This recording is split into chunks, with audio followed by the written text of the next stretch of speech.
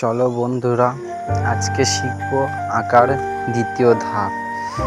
আগের প্রথম অধ্যায়ে দেখিয়েছিলাম প্রথম ধাপ।